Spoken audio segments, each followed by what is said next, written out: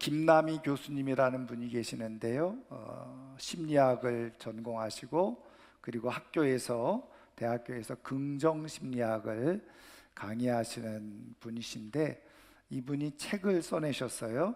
행복한 사람은 이렇게 삽니다. 저도 아직 그 책을 읽어보지는 않았는데, 제가 이렇게 기사를 보다가 이 교수님이 이 책을 좀 펴내고 인터뷰한 내용을 제가 읽게 되어졌어요. 그런데 그 인터뷰 내용 중에 기자가 이런 질문을 합니다. 학교에서 강의를 하셨는데 이렇게 강의를 하시다가 뭐 기억에 남는 일이 있으시냐, 뭔가 굉장히 감동이 되고 혹시 보람을 느낀 적이 있느냐, 이런 질문을 하는데, 이때 이 교수님이 한 학생 이야기를 합니다. 이 한 여학생이 기억이 난다면서 자기가 이제 이 긍정심리학 강의를 개설하고 이제 시작을 하는데, 첫 강의에 학생들이 참여를 했는데 한 여학생이 눈에 띄었는데, 이유가 뭐냐, 강의 시간에 모자를 깊게 눌러 쓰고 한 번도 자기를 쳐다보지 않고 그냥 땅만 쳐다보는, 고개를 푹 숙이고 있는 여학생이 있었다는 겁니다. 첫 시간, 둘째 시간 지나가면서 여전히 모자를 깊이 눌러 쓰고 그냥 아래만 쳐다보고 있는 이 여학생을 보면서 무슨 사연이 있을 거란 생각이 하게 되어지고, 그냥 듣기 싫은 과목 억지로 들어와서 학점 따기 위해서 앉아 있는 건 아닌가 하는 생각이 들게 되어졌다는 겁니다. 그런데 이제 나중에 한 학기의 강의를 다 마치고 과제를 제출하게 되어졌는데, 그 제출한 과제를 읽으면서 이 여학생이 왜 그랬었는지를 알게 되어졌다는 거죠. 이유는 그 여학생이 그 강의를 들어오기 2년 전에 밤길에 집으로 돌아가다가 괴한한테 습격을 받아가지고 성폭행을 당하고 만 것이었답니다. 그것이 큰 고통이 되어졌죠. 상처가 되어진 겁니다. 그래서 여러 번 자살을 시도했다가 실패하고 그래서 할 수 없이 2년이 지난 다음에 학교라도 마쳐야 된다는 부모님의 간곡한 요청에 그냥 할 수 없이 복학을 하고 이 강의를 듣게 되어졌다는 거죠. 그런데 이제 이 학생이 강의가 거듭되면 거듭될수록 이제는 쓰고 있던 모자를 벗고 그리고 고개를 들고 강의를 집중해 듣기도 하고, 그리고서는 이제는 조별로 과제할 때 모여서 함께 이야기도 나누고, 그러면서 한 학기 15주 강의를 듣는 동안에 이 여학생이 완전히 바뀌어지게 되어졌다는 거죠. 그리고 마지막 그 과제를 제출했는데, 그 과제 속에 마지막으로 한 말이 이 말이라는 겁니다. 행복아, 너를 이제 발견하게 돼서 미안해. 그렇게 얘기를 했다는 겁니다. 그리고 이 여학생이 모자를 다 벗어버리고 아주 아름다운 예쁜 원피스를 입고 긴 머리를 휘날리며 친구들과 아주 밝게 웃으면서 캠퍼스를 나가는 그 뒷모습을 보게 되어졌는데, 그 모습이 어느 모습보다도 정말 행복하고 아름다운 모습이었다. 그러면서 자기가 이렇게 강의를 하면서 큰 보람을 느끼는 그런 일이었다라고 이야기를 하는 것을 제가 보았습니다. 저는 이 글을 읽으면서 이 교수님이 어쨌든 깊은 절망 그리고 어둠의 그늘에 있었던 한 여학생이 자기의 강의를 통해서 또 상담을 통해서 교육을 통해서 이렇게 반전의 새로운 역사를 만들어가는 모습을 보고 굉장히 큰 보람과 행복감을 느끼셨던 거죠. 저는 우리 교수님이 느꼈던 이 기쁨과 행복을 우리 하나님께서도 그렇게 갖기를 원하신다는 것을 제가 깨닫게 되어졌어요. 여러분, 우리 하나님은 누구보다도 우리를 사랑하셔서 우리의 인생의 때로는 깊은 어둠 가운데 있을 때, 불안하고 우울한 상황, 내가 아무것도 할 수 없을 것 같은 그런 상황 가운데 놓여져 있을 때, 그런 우리들을 끄집어내셔서 정말 인생의 새로운 반전을 만들고 더 행복하고 아름답게 삶을 살아가게 해주시고, 그런 모습을 볼 때마다 큰 기쁨을 느끼시는 분이 저는 우리 하나님이라고 믿습니다. 그래서 우리 하나님께서는 예수 그리스도를 우리에게 보내주시고 예수님을 다 십자가에 내어주시면서 우리를 어떻게 해서든지 이 깊은 절망의 어둠의 그늘에서, 그리고 내 인생을 살아가면서 슬픔으로 가득 찬 인생을 다 건져내서 정말 행복하게 살아가게 해주고 싶은 분이 바로 우리 하나님이시라는 거예요. 여러분, 이 하나님의 마음을 우리가 잘 발견하고 그 하나님께서 행하시는 그 역사에 함께 참여함으로 말미암아 때로는 우리들의 인생이 어둠 가운데, 깊은 우울함 가운데, 내가 어찌할 수 없는 상황 가운데 내몰려 있을지라도 우리 주님의 도우심의 은혜로 말미암아서 새롭게 더 아름답게 인생을 살아가는 가운데 하나님께 큰 기쁨이 될 수 있는 우리의 인생이 될 수 있기를 주님의 이름으로 축원합니다. 그러면 이를 위해서 우리 하나님은 어떻게 역사하고 계시느냐는 거죠. 오늘 성경을 통해서 그것을 우리가 한번 찾아보면, 오늘 우리가 읽은 말씀은요, 이스라엘 백성들이 애굽에서 나왔어, 그리고 이제 가나안 땅으로 가는 중요한 길목에서 사면 초가의 상황에 이르는 그 내용을 담고 있고, 그 속에서 모세를 통해서 하나님의 메시지가 선포되어지는 것이 오늘 우리가 읽은 말씀의 내용이죠. 조금 더 구체적으로 살펴보면 이스라엘 백성들이 애굽에서 나왔죠. 그리고 나와가지고는 광야길로 들어가서 이제는 나아가려고 하는데 앞에 커다란 홍해가 가로막혀져 있는 것입니다.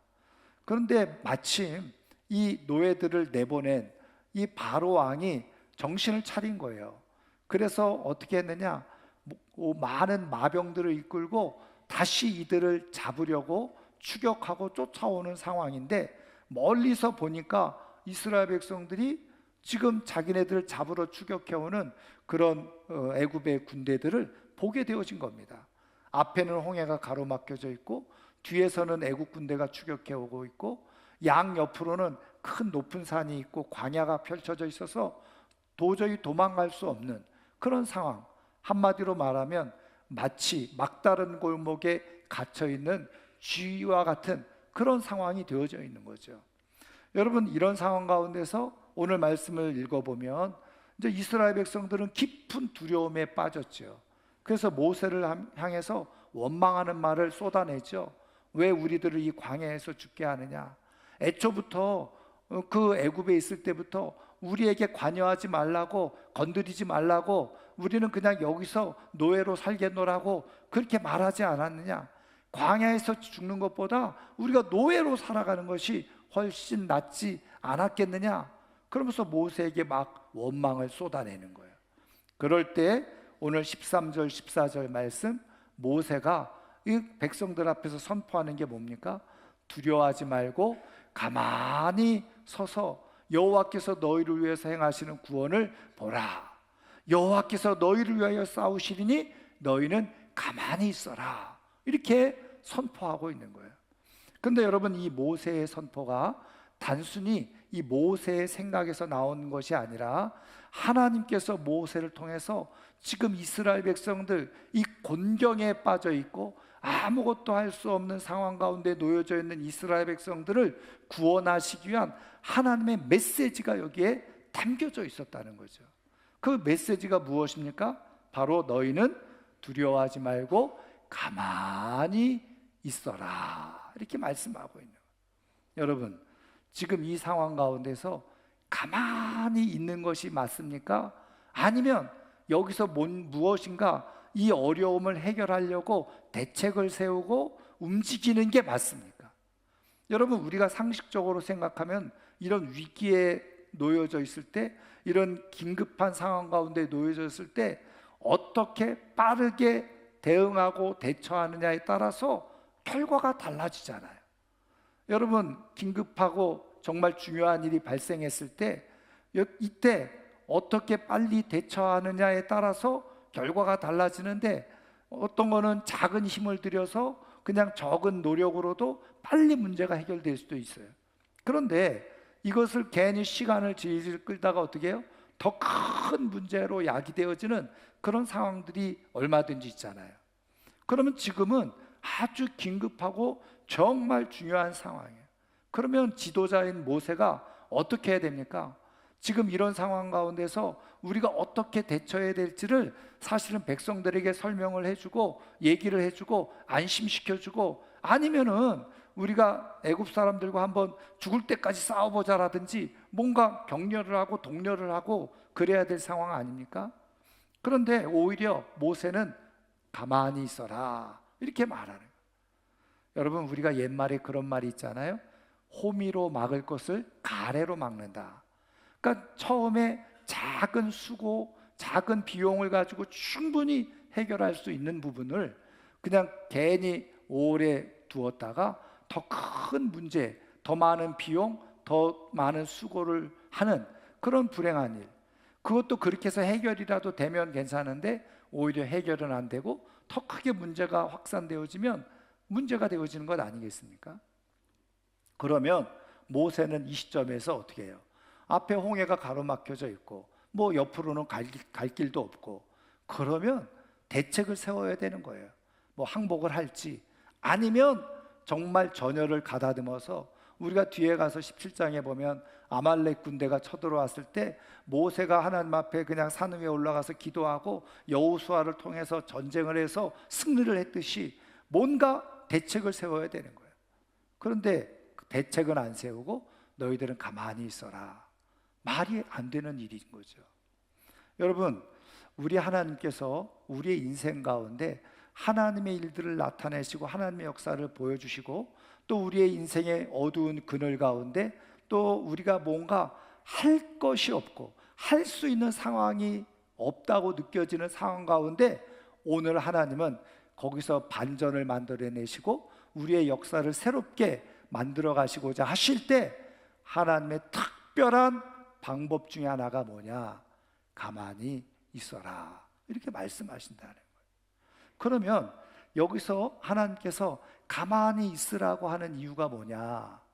여러분, 여기 가만히 서서 이 말은요, 그냥 그 자리에 아무것도 하지 말고 너희가 원래 있던 자리에 그대로 자리를 지키고 있어라, 그 말입니다. 그리고 14절에 너희는 가만히 있을지어다. 여기서 이 가만히 있다는 말은요, 바로 헬라어로 무엇을 말씀하고 있느냐? 바로 하나님께서 말씀하시는 것에 침묵, 다시 말하면 혀를 그대로 물고 있어라. 그래서 타리슌이라고 하는 히브리어거든요. 그래서 그냥 혀를 물고 있는 거예요. 다시 말하면 그대로 침묵을 지켜라. 너희들이 지금 이렇게 막 원망을 하고 아우성을 치고 있는데 그냥 입을 딱 닫고 조용히 있어라, 그 말이에요. 그러면 정리하면 이 말인 거죠. 너희들이 지금 이렇게 막 두려움에 떨어서 아우성을 치고 원망을 하고 불평을 하고 그렇게 하고 있는데 입을 싹 닫고 너희들이 지금 있는 그 자리 그대로 지키고 있어라, 이 말씀이에요. 여러분, 그러면 결과는 어떻게 돼요? 죽는 거 아니겠어요? 아니면 다시 노예로 끌려가는 거예요. 그러면 하나님은 왜 지금 이렇게 말씀하고 계시냐는 거죠. 여러분, 제가 오늘 말씀의 제목을 삶의 여백을 두십시오 이렇게 했어요. 여러분, 우리가 글을 쓰는데도요, 이렇게 글을 쭉 써내려 가는데 막 내가 많은 것들을 채우면서 글을 쓰는 경우가 있어요. 그런데 그렇게 글을 써 내려가다가 어떻게 해요? 어떤 때는 무슨 글을 써야 될지 모를 때가 있을 수 있다는 거예요. 인생의 글을 쓸 때 막막해질 때가 있는 거예요. 내가 뭘 써 내려가야 될지 모르는 거예요. 그럴 때 어떻게 해요? 그 인생의 여백을 그대로 두라는 거예요. 가만히 있으라고 하는 것은 너희들이 무엇인가 그 문제를 해결하려고 이리 뛰었다 저리 뛰었다 너희들이 해보려고 능력을 가지고 막 하지 말고 지금 이 순간은 가만히 있어라. 여러분, 이 말씀을 왜 하고 계시는 거예요? 여러분, 거기에 중요한 의미가 있어요. 여러분 13절 말씀을 우리 다시 한번 읽어보도록 하겠습니다. 같이 읽습니다. 모세가 백성에게 이르되 너희는 두려워하지 말고 가만히 서서 여호와께서 오늘 너희를 위하여 행하시는 구원을 보라. 너희가 오늘 본 애굽 사람을 영원히 다시 보지 아니하리라. 14절도 같이 읽습니다. 여호와께서 너희를 위하여 싸우시리니 너희는 가만히 있을지니라. 아멘. 여러분, 지금 하나님께서 가만히 있으라고 하는 이유가 뭡니까? 입을 닫고 조용히 침묵 가운데 너희들이 그냥 자리만 지키고 있어라, 이렇게 말씀하시는 이유가 뭐예요? 그 다음에는 하나님께서 하시겠다는 거예요. 너희를 위해서 행하는 나의 구원을 보라, 너희를 위해서 싸우는 나를 보라, 하나님께서 말씀하시는 거예요. 그러니까 하나님께서는 어떻게 해요? 우리가 아무것도 할 수 없는 상황 가운데 놓여져 있을 때 너희는 가만히 있어. 내가 너를 위해서, 너를 대신해서 내가 일하고 내가 싸우고 내가 일으켜 세울게. 하나님께서 지금 이렇게 말씀하고 계시다는 거예요. 여러분, 우리가 글을 쓰다가 뭔가 쓸 말이 없어, 더 이상 쓸 게 없다고 생각하고 무엇을 써야 될지 모르는 상황 가운데 그대로 여백을 두고 펜을 하나님께 넘겨드리면 하나님이 써내려 가시는 스토리가 있다는 거예요. 하나님이 쓰시는 하나님의 역사 이야기가 있다는 거예요. 우리의 인생을 계획해 놓으신 하나님께서 내가 생각하지도 못하고 예측하지도 못하고 상상하지도 못한 어마어마한 하나님의 스토리를 준비해 놓고 계시다는 거예요. 근데 우리는 자꾸 어떻게 한다는 거예요? 내가 억지로라도 자꾸 뭐를 끄적거리면서 내가 써보려고 애를 쓰거나 내가 문제를 해결해 보려고 막 애를 쓴다는 거예요. 근데 그러다 보면 어떻게 해요? 일을 거꾸로 그르치는 일들이 많이 있다는 거죠. 그래서 하나님은 때로는 우리가 어둠 속에 지쳐 있거나 아니면 내가 더 이상 이 상황 가운데서 아무것도 할 수 있는 것이 없다라고 느껴지는 그 상황 속에 그대로 모든 것을 하나님께 맡기라는 거예요. 다시 말하면 그것을 여백으로 내가 억지로 무엇을 해서 채우려고 하지 말고 그냥 여백으로 그냥 두라는 거예요. 그러면 하나님은 반드시 어떻게 해요? 하나님의 역사를, 하나님의 계획 가운데 우리가 생각하지도 못하고 예측하지도 못하고 상상하지 못한 시나리오, 스토리를 하나님께서 직접 써내려 가시겠다는. 그래서 어떻게 해요? 우리의 인생을 하나님이 만들어 놓으신 인생으로 만들어 가시겠다는 것이 바로 이 하나님의 뜻이고 하나님의 말씀인 것이에요. 여러분, 이 뜻을 잘 깨닫고 있었던 분이 있으셨죠. 누구였어요? 바로 우리 주님이셨어요. 여러분, 우리 주님은 마지막 십자가에서 달려 돌아가시면서 뭐라고 고백을 하셨어요?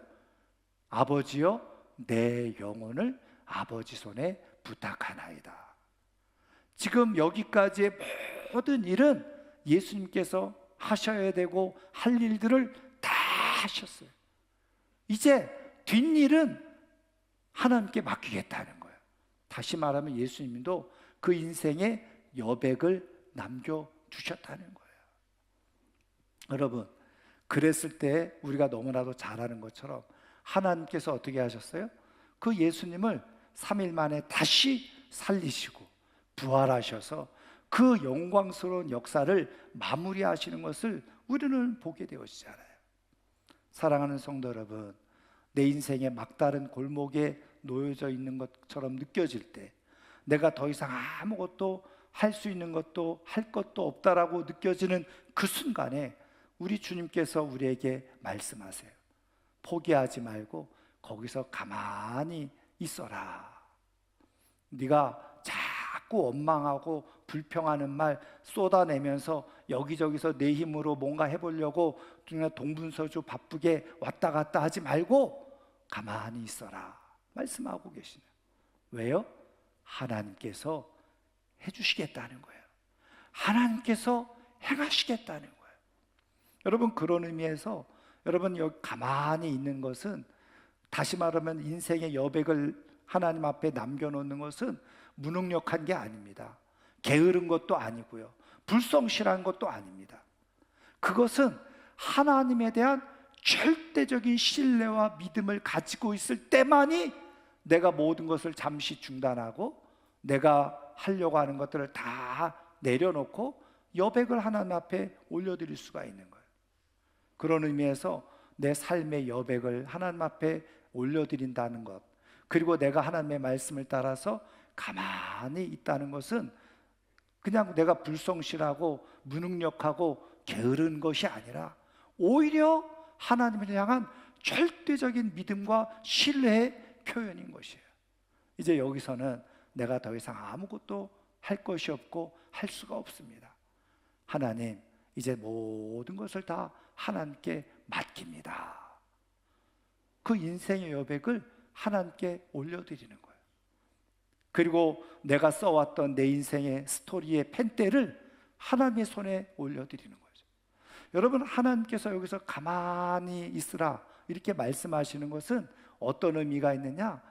야, 내가 너를 위해서 일할 수 있는 기회, 네가 상상할 수도 없고 생각할 수도 없고 예측할 수도 없었던 일들을 행하는 나를 네가 한번 좀 보았으면 좋겠어. 나에게 한번 기회를 줘봐라. 하나님이 그렇게 말씀하십니다. 여러분, 하나님께 기회를 드리면요, 우리는 내가 생각할 수 없는 어마어마한 일들이 경험되어진 역사가 일어나는 줄 믿으시기를 주님의 이름으로 축원합니다.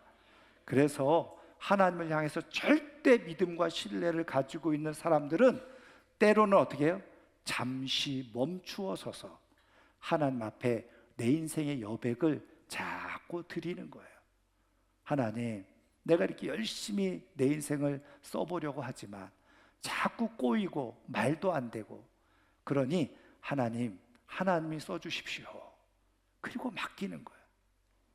그러면 하나님은 어떻게 해요? 우리가 그 다음 성경을 우리가 알고 있듯이 하나님께서 전혀 이스라엘 백성들 예측도 못하고 상상도 못한 홍해를 가르시고 거기에 길을 내시고 이스라엘 백성들이 마른 땅을 걷듯이 그 땅을 걸어 지나가도록 하나님께서 길을 여시고 역사를 만들어내시잖아요. 하나님께 여백을 드리면 우리가 생각하지도 못했던 하나님의 일들이 그려지고 쓰여지는 역사가 일어나는 줄 믿으시기를 주의 이름으로 축원합니다. 근데 우리는 자꾸 어떻게 해요? 내가 자꾸 뭔가 써보려고 하다가 일을 그르치고 일이 꼬이고 말도 안 되는 일들이 일어나고 그런 상황에 놓여지게 되어져요. 저는 오늘 우리 하나님께서 우리의 인생을 완전히 어둠을 빛으로, 슬픔을 기쁨으로 만들어 주시기 위해서 이렇게 반전의 역사를 위해서 오늘 우리에게 들려주시는 주의 음성을 잘 듣고 가만히 있기를 주님의 이름으로 축원합니다. 여백을 주님께 올려드리기를 주님의 이름으로 축원합니다. 그러면은 가만히 있는다는 게 뭐냐? 뭐 말을 안 하고 조용히 아무 생각 없이 있으면 되는 거냐? 그렇지 않아요. 말씀드린 것처럼 그 있던 자리에 그대로 있는 거죠. 이스라엘 백성들이 지금 하나님의 인도하심을 받아서 그 광야에 있었던 거예요. 그 자리는, 위치는, 공간은 광야 홍해 앞이지만 더 엄밀하게 영적으로 보면 하나님 앞에 그대로 있는 거죠. 하나님 앞에 그대로 있는 거예요. 그러니까 너희들이 가만히 있으라는 거는 하나님 앞에 있으라는 거예요. 그리고 어떻게 해요? 원망하는 말, 불평하는 말, 험한 말, 그런 말 하지 말고 그건 싹 닫고 누구만 바라보라? 하나님만 바라보라는 거예요. 계속 하나님만 눈을 맞추는 일을 하라는 거예요. 그게 하나님이 말씀하시는 가만히 서서 가만히 있으라는 거예요. 그럴 때 어떻게 해요?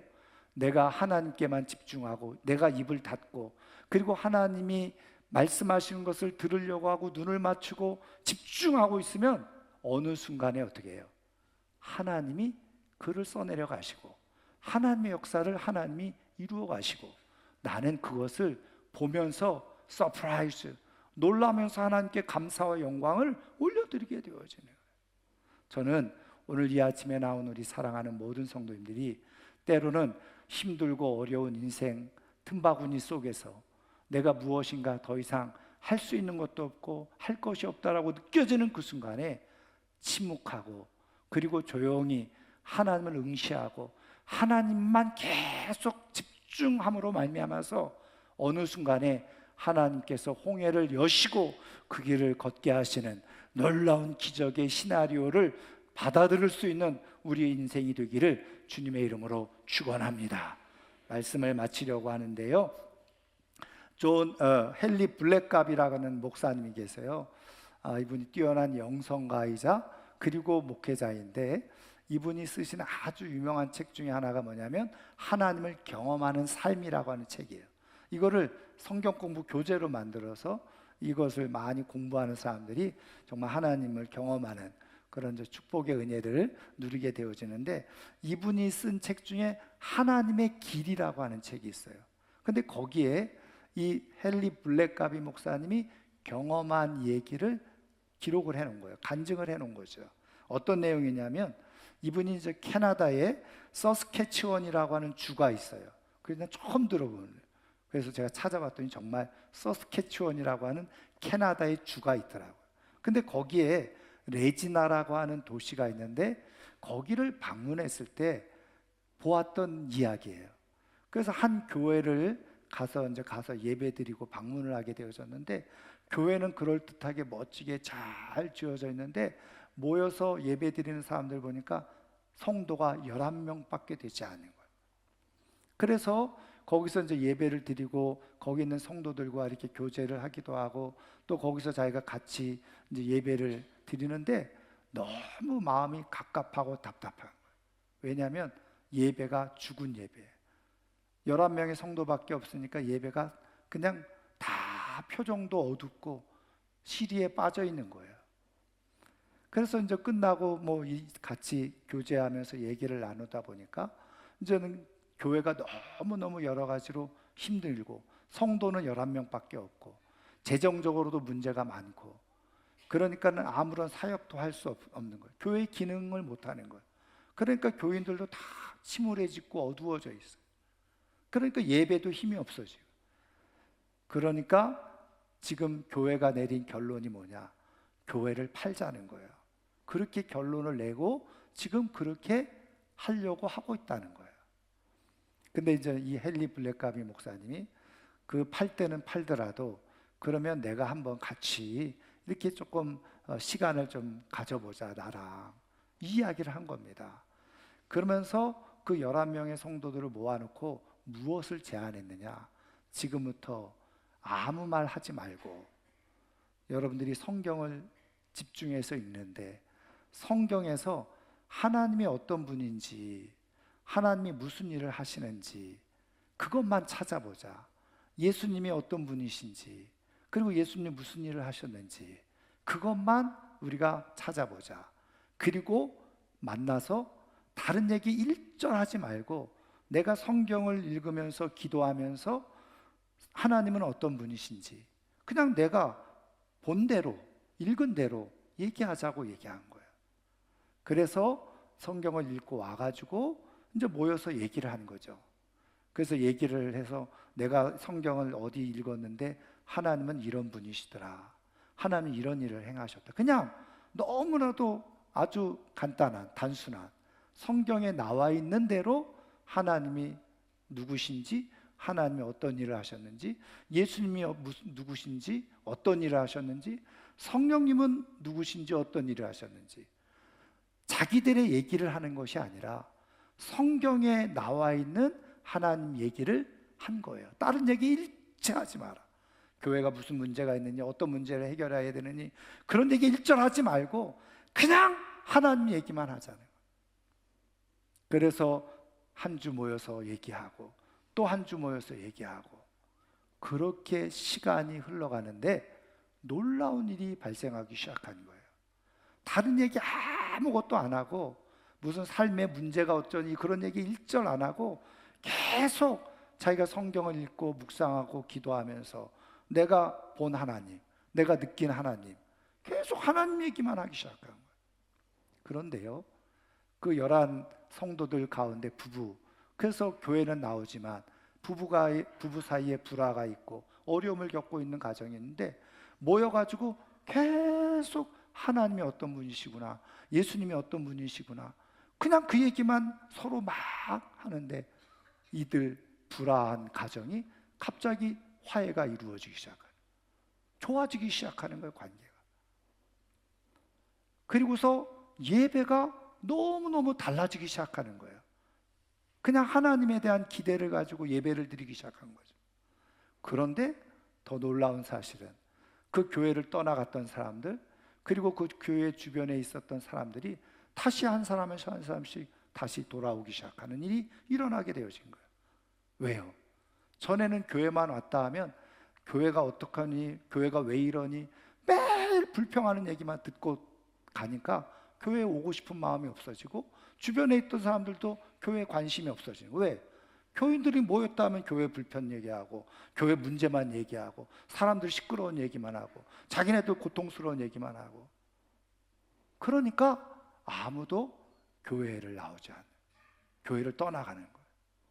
그런데 성도들이 11명이 모여서 입만 열면 하나님이 어떤 분이시고 하나님이 어떤 일을 하셨다, 그런 얘기를 계속 하기 시작하니까 한 사람 한 사람 교회를 떠나갔던 사람들이 다시 돌아오기 시작하고, 또 주변에 교회를 안 나가던 사람들도 저분들이 전에는 맨날 인상 쓰고 맨날 험한 말만 하고 원망만 하고 부상 불평만 털어놓던 사람들이 그 입에서 하나님이 어떤 분이시고 예수님이 어떤 분이시고 그러면서 얼굴이 바뀌어지고 환해지고, 그러면서 막 싸웠던 사람들이 화해를 하고 평화를 이루고, 그러니까 주변에 있는 사람들이 다시 교회로 나오기 시작해요.